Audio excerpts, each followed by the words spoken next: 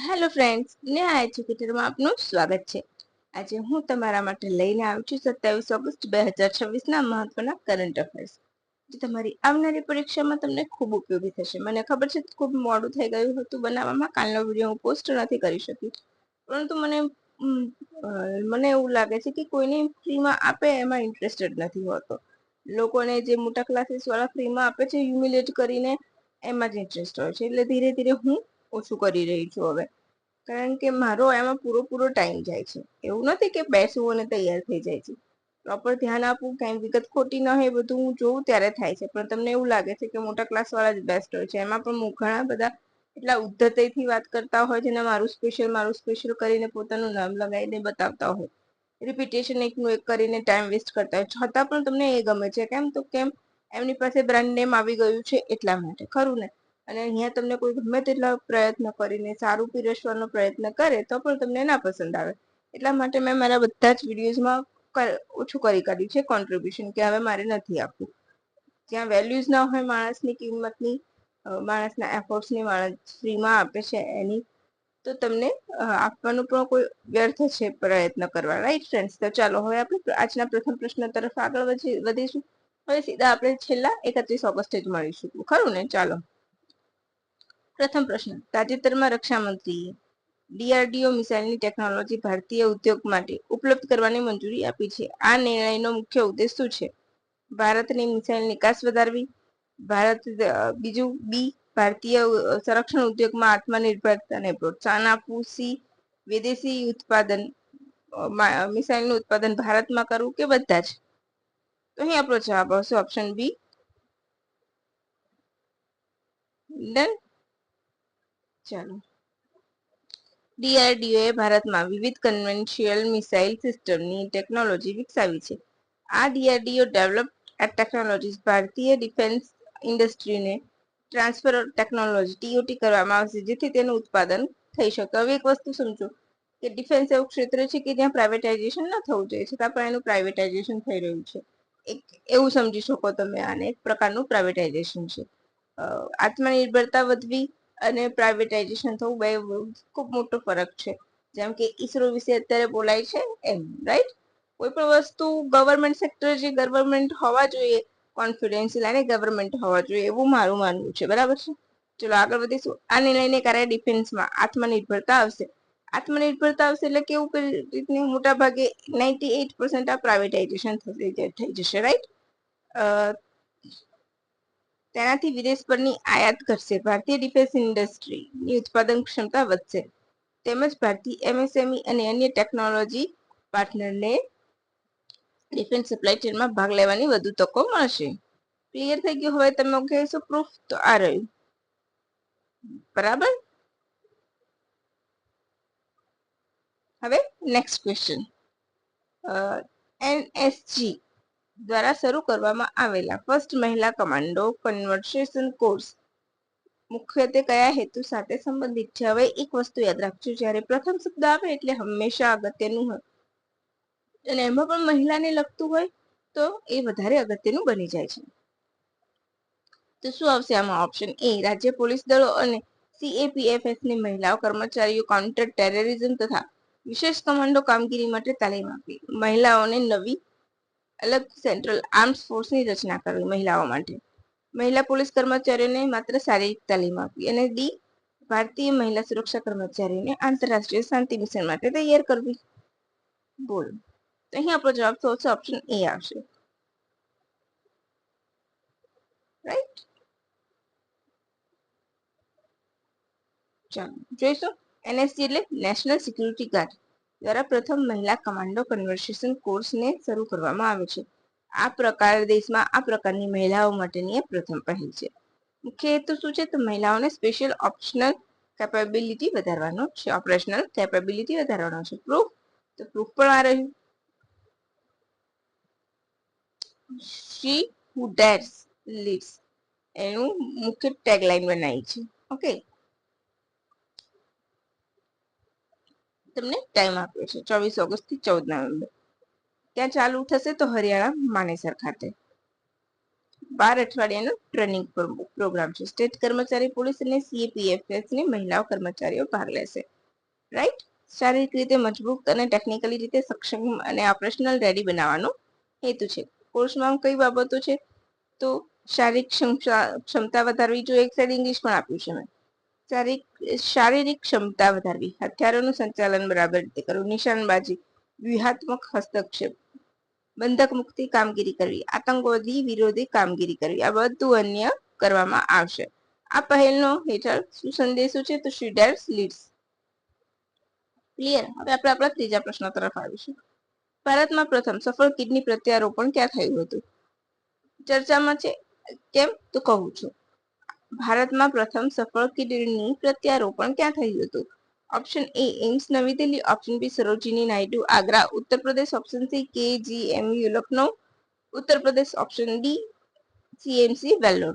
બોલો.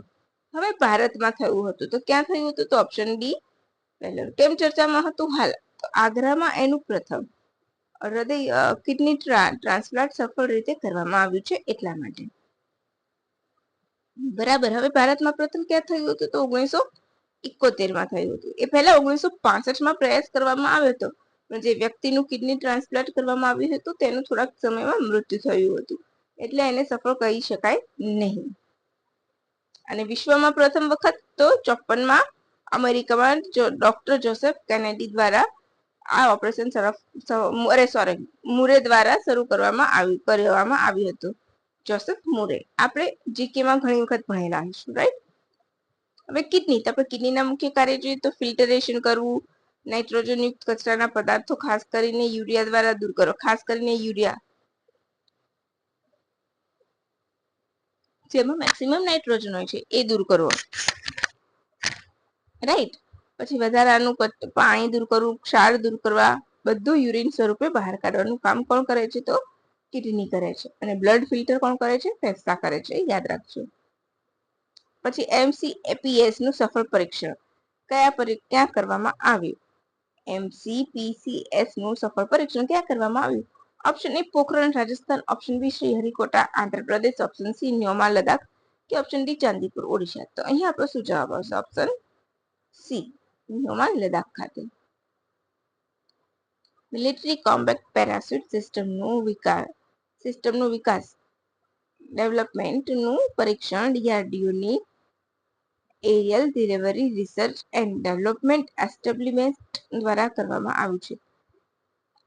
તેનું સફળ પરીક્ષણ મૂઢ ડ્રોપ ઝોન ન્યોમા ખાતે કરવામાં આવ્યું.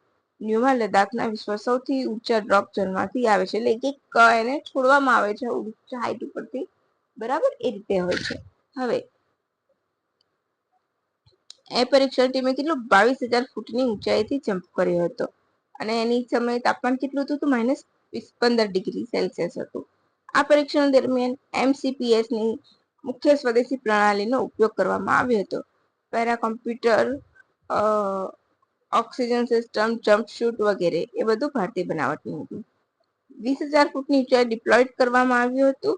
ત્યારબાદ ટીમે 700 ફૂટની ઊંચાઈએ સફળ લેન્ડિંગ કર્યું હતું.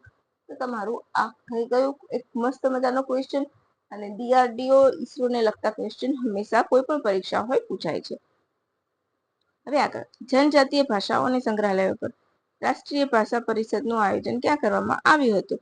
Option A Bhopal Madhya Pradesh, option B Ranchi Jharkhand, option C Mysore Karnataka, option D Bhubaneswar Odisha. બોલો.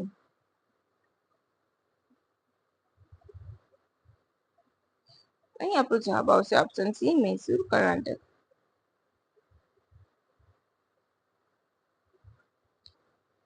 જનજાતીય કાર્ય મંત્રાલય દ્વારા મૈસૂર કર્ણાટકમાં જનજાતીય ભાષાઓ અને સંગ્રહાલયો પર રાષ્ટ્રીય પરિષદનું આયોજન કરવામાં આવ્યું હતું.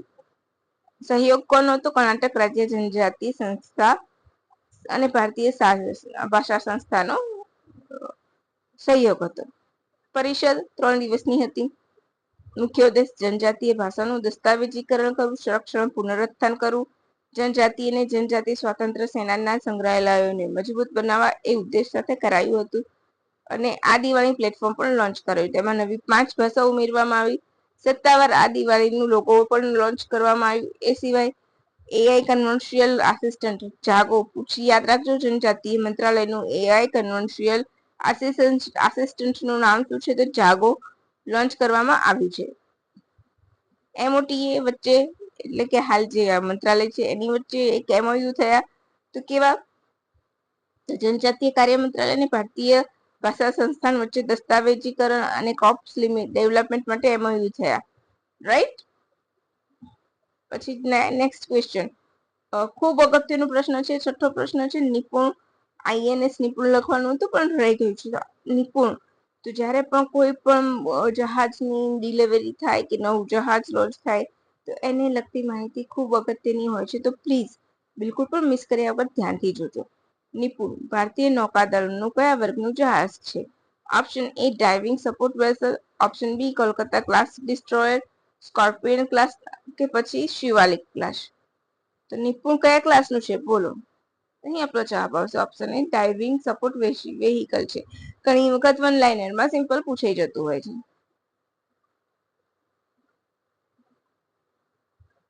ભારતીય નૌકાદળે 31 ઓગસ્ટ 2026 ના રોજ મુંબઈના નેવલ ડોકયાર્ડ ખાતે નિપુણને ભારતીય નૌકાદળમાં સામેલ કરશે. બરાબર છે. ડાઇવિંગ સપોર્ટ વેહિકલ છે. ઊંડા સમુદ્રોમાં ડાઇવિંગ ઓપરેશન્સ કરવા, અંડર વોટર ઇન્વેન્શન કરવું, સબમરીન રેસ્ક્યુ કરવા, એ બધું એનું કાર્ય છે. આધુનિક diving system, remotely operated vehicles, deep C sector diving ક્ષમતાને ડીએસઆરવી માટે મધરશિપ તરીકે કામ કરશે.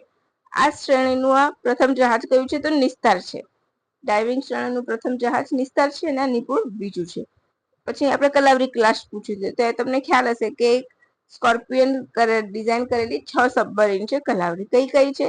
તો સૌપ્રથમ હતી ખંડેરી, પછી બીજી કરંજ, ત્રીજી વેલા, ચોથી 1 મિનિટ. કલાવરી સૌપ્રથમ હતી. રાઈટ. કલાવરી પ્રથમ હતી, પછી ખંડેરી બીજી, પછી કરંજ ત્રીજી, વેલા ચોથી, પાંચમી કઈ હતી? વાગીર અને છઠ્ઠી વાક્ષેર. આ 6 સબમરીન બહુ જ અગત્યની છે. આપણા કોઈ પણ જે એક્ઝામ હશે ગુજરાત ગવર્મેન્ટની, એ બધી જ, ઇવન ગુજરાત ગવર્મેન્ટ શું યુપીએસસી હોય કે પછી કોઈ પણ સ્ટેટ એક્ઝામ તમે આપતા હોય કે કોઈ પણ, એના માટે આ 6 સબમરીન ખૂબ અગત્યની છે. પ્રથમ યાદ રાખવાની છે, છેલ્લી યાદ રાખવાની છે. અને સિવાય તમને જોડકું પૂછ લે કે આમાંથી કઈ આ કલાવરી ક્લાસની સબમરીન નથી, એમાં તમને એકાદી ડાઇવિંગ નીકાળી દે. રાઈટ. કનિષ્કા ઓપન 2026 ના ગ્રુપ એ નો ખિતાબ જીતનાર ભારતીય ચેસ ખેલાડી કોણ છે? Option A Pranesh M, option B Karthik Venkataraman, option C Koneru Humpy કે ઓપ્શન ડી વિશ્વનાથ આનંદ. બોલો. બહુ જ મસ્ત ક્વેશ્ચન છે અને આવનારી કોઈ પણ પરીક્ષા માટે પૂછાવા માટે 7 સ્ટાર ક્વેશ્ચન છે. તો અહીં આપણો જવાબ આવશે ઓપ્શન એ. ડન. હવે જોઈએ ક્યાં યોજાઈ હતી? તો હંગેરીમાં. કનિષ્કા ઓપન 2026 જીતી ગયા. બરાબર. હવે આ થયું આપણું કરંટ અફેર. હવે યાદ રાખીશું શું? તો અગત્યના પોઈન્ટ છે કે જે અહીંયાથી શરૂ થાય છે. જેમ કે ભારતના પ્રથમ ચેસ ગ્રાન્ડ માસ્ટર વિશ્વનાથ આનંદ, પ્રથમ મહિલા ચેસ ગ્રાન્ડ માસ્ટર કોનેરુ હમ્પી, ત્યારબાદ હરિકા દ્રોણાવલી, આર વૈશાલી અને છેલ્લે દિવ્યા દેશમુખ. પ્રથમ ભાઈ હતા તો વિશાખ અને Vignesh, chess grand master. Okay. પછી પ્રથમ ભાઈ બહેન હોય તેવી વિશ્વમાં ગ્રાન્ડ ચેસ માસ્ટરની જોડી તો આર પ્રજ્ઞાનદા અને આર વૈશાલી. પછી ભારતના પ્રથમ વર્લ્ડ ચેસ ચેમ્પિયન કોણ હતા? તો વિશ્વનાથ આનંદ. અને યુવા પૂછે તો ડી ગુકેશ. ભારતના પ્રથમ ચેસ ઓલિમ્પિયાડ ઇન્ડિવિજ્યુઅલ ગોલ્ડ વિજેતા તો ફરીથી વિશ્વનાથ આનંદ અને દિવ્યા દેશમુખ. તો 2000 ફિડે 25 વુમેન્સ વર્લ્ડ કપમાં જીત્યા હતા. અને કોને હરાવ્યા હતા? સેકન્ડ રનરઅપ તરીકે આપણા ભારતના જ કોનેરુ હમ્પી રહ્યા હતા. રાઈટ. તો આટલું તમારે યાદ રાખવાનું છે. હવે આપણે ઇમ્પોર્ટન્ટ ડેઝ જોઈ લઈએ છીએ. 26 ઓગસ્ટ વુમન્સ ઇક્વાલિટી ડે, મહિલા સમાનતાનો દિવસ છે. ખાસ કરીને અમેરિકામાં ઉજવાય છે. આ દિવસે એમને વોટિંગનો અધિકાર મળ્યો હતો, પાસ થયો હતો પ્રસ્તાવ, એટલા માટે. હવે આજનો દિવસ 27 ઓગસ્ટ અગત્યની છે. વર્લ્ડ લેક ડે પ્રથમ વખત 2025માં ઉજવવામાં આવ્યો હતો. તો બસ આજનું કરંટ અફેર અહીં પૂરું થાય છે. થીમ મારી પાસે નથી આવી એટલે મેં ઓફિશિયલી થીમ નથી મૂકી, પરંતુ જેવી થીમ આવશે એવી હું તમને નેક્સ્ટ વિડીયોમાં મૂકી દઈશ. તો ચાલો ફ્રેન્ડ્સ, હવે રજા લઈશું. Thank you for watching my video. વિડીયોની લિંક મિત્રો સાથે શેર કરવાનું ભૂલતા નહીં, વિડીયોને લાઈક કરવાનું ભૂલતા નહીં. Thank you for watching my video friends. Bye and have a good day.